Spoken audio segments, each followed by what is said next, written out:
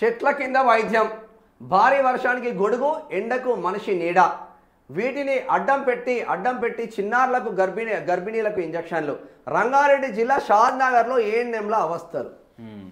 ఏఎన్ఎంలు అంటే ఊర్లలో ఉంటారు కదా మందులు. 75 ఏళ్ల స్వతంత్ర భారతదేశంలో దేశం ఎంతో అభివృద్ధి చెందిందని ఓవైపు కేంద్ర రాష్ట్ర ప్రభుత్వాల పాలకులు బహిరంగ సమావేశాల్లో ఊకదంపుడు ఉపన్యాసాలు దంచుకుంటే, ఆ కింది స్థాయిలో గమనిస్తే మాత్రం వారు మాట్లాడుతున్న మాటలకు పూర్తిగా విరుద్ధంగా పరిస్థితులు కళ్ళకు కట్టినట్టు కనిపిస్తున్నాయి. గర్భిణీలకు, చిన్నారులకు ప్రతి నెలవారీగా వ్యాక్సినేషన్ ఇచ్చే ప్రాథమిక ఆరోగ్య కేంద్రాలు లేక, చెట్ల కింద చెత్త దుమ్ము ధూళితో వానకు తడుస్తూ వర్షానికి గొడుగులు అడ్డం పెట్టుకొని ఎండకు చిన్నారులకు ఇచ్చే వ్యాక్సినేషన్ ఉష్ణోగ్రతతో ఉండాల్సిన మెడిసిన్ ఎండకు ఉండకూడదని మనిషి నీడలో పెట్టి వ్యాక్సినేషన్ చేస్తున్నారు. నేటి కంప్యూటర్ యుగంలో కనీసం నీడ లేకపోవడం శోచనీయం. రంగారెడ్డి జిల్లా అంటేనే ఫైనాన్షియల్ జిల్లా.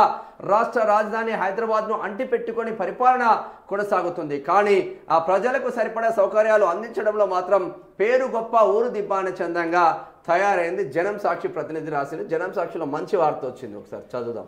రంగారెడ్డి జిల్లాలో ప్రజలకు, గర్భిణీలకు, చిన్నారులకు వైద్యం అందించేందుకు మొత్తం 36 రెగ్యులర్ ఆరోగ్య కేంద్రాలు, 78 బస్తీ దవాఖానాలు, 28 అర్బన్ ప్రాథమిక కేంద్రాలు, 186 ప్రాథమిక ఉప కేంద్రాలు, సబ్ సెంటర్లు ఉన్నాయి. గర్భిణీ స్త్రీలకు, చిన్నారులకు ప్రతి నెల వారీగా ఇచ్చే వ్యాక్సినేషన్ ప్రాథమిక ఉప కేంద్రాలు, సబ్ సెంటర్లలో ఏఎన్ఎంలు ప్రతి నెల వారీగా ఇస్తుంటారు. కానీ రంగారెడ్డి జిల్లాలో ఎక్కడ సరిపడా ప్రాథమిక ఆరోగ్య ఉప కేంద్రాలు లేకపోవడంతో ఎక్కడ ఖాళీ స్థలం దొరికితే అక్కడ వ్యాక్సినేషన్ పెట్టుకొని వ్యాక్సినేషన్ చేస్తున్నారు. ఇదే క్రమంలో రంగారెడ్డి జిల్లా షాద్నగర్ పట్టణంలోని ఇంద్రనగర్ కాలనీలో ప్రాథమిక ఆరోగ్య ఉప కేంద్రం, సబ్ సెంటర్ లేక చెట్ల కింద ఎండకు వ్యాక్సినేషన్ ఉండకూడదని మనిషి నీడలో పెట్టుకొని వ్యాక్సినేషన్ చేస్తుంటే, వర్షానికి గొడుగులు అడ్డం పెట్టి చిన్నారులకు, గర్భిణీ స్త్రీలకు వ్యాక్సినేషన్ చేస్తున్నారు. సిబ్బంది జనాభా పెరుగుతున్న క్రమంలో గర్భిణీ స్త్రీలకు, చిన్నారులకు వ్యాక్సినేషన్ చేయడం, చెట్ల కింద ఎండుతూ వానకు తడుస్తూ దుమ్ము దిల్లులో తాము తీవ్ర ఇబ్బందులు ఎదుర్కొంటున్నామని ఆవేదన వ్యక్తం చేస్తున్నారు. ఇక సిబ్బంది ఓవైపు గైకాలజిస్ట్ వైద్యులే. ఇక గర్భిణీ స్త్రీలు, చిన్నారులు జాగ్రత్తలు తీసుకోవాలని సలహాలు, సూచనలు చేస్తూ చెట్టు కింద దుమ్ము ధూళి చెత్తలో మెడిసిన్ పెట్టి చిన్నారులకు, గర్భిణీ స్త్రీలకు ఇస్తే వ్యాధులు దరిచేరవా అనేది మరో విమర్శ. రంగారెడ్డి జిల్లాలో ఎక్కడ కూడా పూర్తి స్థాయిలో ప్రాథమిక ఆరోగ్య ఉప కేంద్రాలు, సబ్ సెంటర్లు లేక ఆరోగ్య సిబ్బంది నరకయాతన అనుభవిస్తున్నారు. ఇప్పటికైనా రాష్ట్ర ప్రభుత్వం, వైద్యారోగ్య శాఖ యంత్రాంగం, అధికార యంత్రాంగం స్పందించి ప్రాథమిక ఆరోగ్య ఉప కేంద్రాలు పూర్తి స్థాయిలో ఏర్పాటు చేయాలని ప్రజలు కోరుతున్నారు. ప్రభుత్వం స్పందించి ఆరోగ్య కేంద్రాలను ఏర్పాటు చేయాలి. ప్రజలకు నిత్యం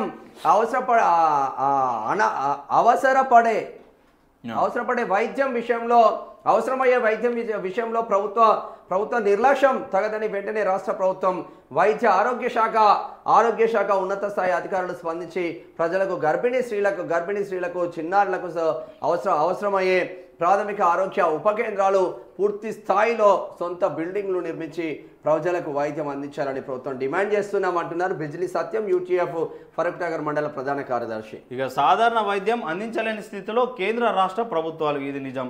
ఇక 75 ఏళ్ల స్వతంత్ర భారతదేశంలో ప్రజలకు నిత్య అవసరపడే సాధారణ వైద్యం అందించలేని దుస్థితిలో కేంద్ర రాష్ట్ర ప్రభుత్వాలు ఉండడం పాలకుల నిర్లక్ష్యానికి నిలువెత్తు నిదర్శనం అని చెప్పేసి, ఇక ప్రజలకు, చిన్నారులకు, గర్భిణీ స్త్రీలకు ఇచ్చే వ్యాక్సినేషన్లు భద్రంగా పెట్టుకోవడానికి కూడా సొంత భవనాలు లేకపోవడం చూస్తే ప్రజలపై పాలకుల ప్రవర్తన ఏ విధంగా ఉందో ఇట్టే అర్థమవుతుందన్నారు. వెంటనే కేంద్ర రాష్ట్ర ప్రభుత్వాలు, వైద్య ఆరోగ్య శాఖ ఉన్నత స్థాయి అధికారులు స్పందించి ప్రాథమిక ఆరోగ్య కేంద్రాలకు సొంత భవనాలు నిర్మించి ఇవ్వాలని ప్రభుత్వాన్ని డిమాండ్ చేస్తున్నామని చెప్పేసి తిరుమలయ్య పౌర హక్కుల సంఘం రాష్ట్ర సహాయ కార్యదర్శి.